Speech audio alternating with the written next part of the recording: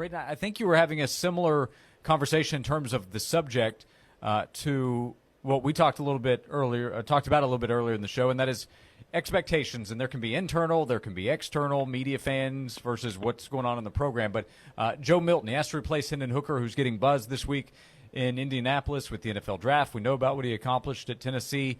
Should that be the standard, the bar that is held for what Joe Milton is trying to reach? What do you think in terms of what's expected, and from whatever perspective you would take that for Tennessee's new starting quarterback? Yeah, I mean, I think asking anybody to be as good as Hendon Hooker is almost impossible and unfair, honestly. Like, I just think that's how good he was. And so now I will put my hand up and say, look, I've been pretty critical of Joe Milton. I never understood why he won the job 2 years ago in camp, and why he was getting all the reps with the ones and the whole deal. Like, I still have questions about the fastball and about the deep ball accuracy and everything else. No questions about his personality.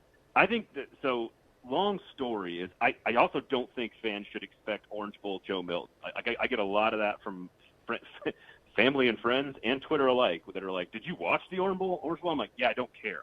That is, you cannot take the best a player has ever looked and say that's what he's going to be every time. But I also think it's good and smart to say, he's learned behind Hendon Hooker for 2 years. He's been in the system that is very quarterback-friendly for 2 years, and that he's been around so long now that he is probably going to have his best season. The question is, how good is his best season? That's the question. And certainly we know what's going to get clicks this spring, right? It ain't going to be Joe Milton throwing the football a quarter mile over the mountains. It's going to be the other guy. He's going to make one 18-yard, dig route. He's going to make that throw during spring ball. We're all going to, 100,000 views later, it's all Nico. So I think reasonable expectation for me is Joe Milton will have his best season and probably gives this team the best chance to win by a pretty clear margin. But is that Hendon Hooker good? I would say absolutely not. So the question is, what does that mean? Is it 7 wins? Is it 8 wins? Is it 9 wins? I think they are between 7 and 9, and that is dependent on how good is Joe Milton. And if he is, and frankly, the defense is a huge part of this conversation. But if it's just expectations about the quarterback, I think reasonable expectations are he's going to have his best season. How good is that best season, and how far from Hendon Hooker quality is that? I think that's a fair way to approach it, because I think everyone's rooting for Joe Milton to be. He's such a guy, such a good dude you can root for. Like, I just think we can expect the best from him this year. I just don't know how good that is. Yeah, we shouldn't expect, as fans, as spectators, for him to be like Hendon or play better than Hendon.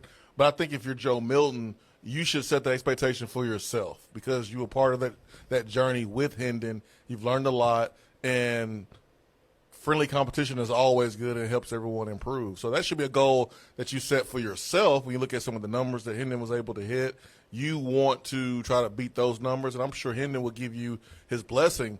We shouldn't expect him to be like right. Hendon. I think that's pretty fair. Yeah, I wish I could knock down jump shots like Michael Jordan, and I'm setting that standard for myself. There you go. But no one else on the planet Earth is setting that standard for me. So it is. Hendon Hooker is, again, I voted for him. He was number 2 on my Heisman ballot. I think he belonged in New York. I don't really that argument is sort of a meaningless argument, so I don't really care about that. But the fact is that he was arguably the most efficient quarterback in Tennessee history, and that includes that Peyton guy. And so I think to expect that of someone else, to expect that of Nico Iamaleava is kind of absurd, right? It's almost, and that guy comes in with even more pedigree and even more hype. And so there is a reasonable middle ground here, because there's certainly lots of evidence to suggest that Joe Milton is just simply not good enough to put up the numbers anywhere close to what Hendon Hooker has done. He's never really proven it at any point during his career, other than 2 games. One was in the rain against a terrible Vanderbilt team where most of their big plays came on the ground, and the other one was in a bowl game where some of Tennessee's players didn't play and some of Clemson's players didn't play. I just don't use a lot of bowl games to sort of learn anything about people. It was a great win and a great night to celebrate your team, and if you went on the trip, great, celebrate, take your kids, have a great time, but like don't.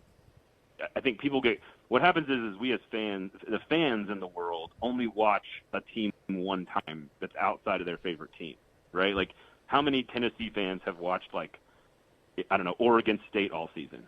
Probably not very many, but they saw Oregon State destroy Florida in a game in which Florida didn't even have like 50 of its players, and everyone like we take too much from that singular vision of a team that isn't really being played in a real situation, and we kind of apply it to everything, both past and future. And I just don't think that's fair. I don't think that's fair to anybody involved. So the question is, can Joe Milton prove that he can be the starter for all 12 games? Does he have command of the offense? Has he learned under Hendon Hooker? I think the weapons around him are going to be fine. I think the offensive line's got more questions than people think, but I think, especially when you see Darnell Wright's stock flying up the boards, I think they're going to be fine at receiver. I think they're good at running back. I think the system's great. I think he's got all the tools to be good. So the question is he really good or is he great? And I would lean towards really good. And if he's pretty good, then they're probably going to win about 8 games. And if Tennessee fans understand that that's okay this year, I think Tennessee fans are in for a good season. I think if Tennessee fans expect 10 wins and a replication of last year, I think that's where people are going to be disappointed. Braden Gall, 440 Sports. What if he is Orange Bowl Joe? So he's the new OBJ. Then where would you set the over-under on wins for Tennessee in 2023? Oh, man, obviously Georgia and Bama are salty. So I do think, like, even OBJ Part 2, I guess we're saying, I don't know, is probably 10-2. Bama still has a lot of questions, though. There's no question. I think I'm like the child who's put my hand on the burner and hasn't learned my lesson. Like I think Texas A&M is going to be much better. And again, I realize what I just said out loud, but I think Texas A&M is going to be much better. So I think that's a really tough game. Here's the other concern, and maybe this is a good thing for Tennessee. It could be a bad thing. We don't know yet. We have no clue what Kentucky, South Carolina, Missouri, we have no clue what these teams are going to be right now. There's never been more turnover at the quarterback and coordinator position. Like, I think Devin Leary and Liam Cohen are going to be really good at Kentucky. I don't even know if Spencer Rattler's all that great at South Carolina. I certainly don't like the Darryl Loggins hired offensive coordinator. I think Missouri's got a chance to be sneaky good. But is sneaky good 6 wins, 7 wins? Probably. Vanderbilt showed marked improvement last year, but that's not a scary team. We just have so many unknowns in the SEC. I think only LSU and Vanderbilt return the quarterback and coordinator combination in the entire conference. Otherwise, there's turnover everywhere and on every team. And Georgia's the clear front runner. I do think media days and at Athlon Sports for our magazine, I do think Tennessee is penciled in pretty clearly at number 2. The question is are they closer to where they were last year and Alabama, Georgia, LSU, which are the clear top 3, which would be good Joe Milton, right? Orange Bowl Joe Milton, if they're on that same top 4 tier, or are they closer to Ole Miss, Mississippi State, Arkansas, Kentucky, South Carolina, Missouri, Auburn, and Texas A&M, all of which could be 7 or 8 win teams. It is going to be a wild year in the SEC. Yeah, there might be a lot of unknowns, Braden, but I know one thing. If Tennessee wins 8 games in the regular season and everyone's healthy, then there's going to be some upset folks. People asking some questions. You mean Tennessee fans? Yeah. Mm-hmm.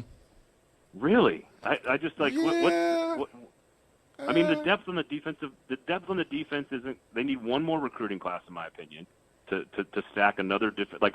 This is like Texas A&M's defensive line class last year, right? They got the best defensive line class of all time last year. Well, you don't really expect them to be that good right away. They're going to show up this year for A&M. Isn't that fair to say that this defensive line class for Tennessee is probably more a 2024 thing, right? It's not. I hear you. I understand you. As an alumni, I get it. I know that we can get a little overexcited at times. Yeah. I get it. But I think, if they finish second in the East and they go 8-4, and then they win a bowl game and go 9-4, I think that means Joe Milton was probably pretty good. And I think the defense showed signs of life, showed signs of development from a depth standpoint. We saw some young players step into some key roles and maybe find themselves. I think that's again, Ole Miss went 8-4 this year. That was down from 10-2 the year before. I think it was a credit to Lane Kiffin that they lost an all-world quarterback, sound familiar, their top pass rusher, sound familiar, one of their best receivers, sound familiar, and they went from 10-2 back to 8-4. And I think it was a credit to Lane Kiffin that they were able to do that. Like, you can't take all of that stuff off a team that's building a roster with a coach in like his second or third season and just stay at 10-2. Like, that's not how the world works unless you're Georgia or Bama. And so, to me, the similarities from Ole Miss last year to Tennessee this year are uncanny, to be honest with you. And so, I think if they go 8-4, go 9-4, win a bowl game, like, I think that's a credit to Josh Heupel, not a detriment. Like, I would actually give him credit for that year. You know what I mean? Like, I don't. Maybe I'm wrong. Maybe that's just the way I look at it. Well, I think when you look at the team that Tennessee's going to play this year, and you look at 2 losses outside of Alabama and Georgia, it's kind of hard to wrap your head around because you should be better defensively. You should have more depth in certain areas because you have had another year to recruit, another year to bring in guys from the portal. I can't wrap my head around losing to South Carolina and Kentucky in the same season, or Texas A&M and South Carolina in the same season because of where Tennessee was this past year with the system and how successful we were offensively, and then you bring back a guy in Joe Milton that it's his third year in the offense, man. Like, if Tennessee wins 8 games in the regular season, something went wrong, in my opinion. Something went wrong. That's possible, but here's the other thing. This is what makes football, college football, and the SEC so spectacular. That's why it's the greatest sport and the greatest conference on the planet. They are one Jahmyr Gibbs dropped pass away from being 9-3 last year. Okay, well, so like it's true. 9-3 is basically 8-4.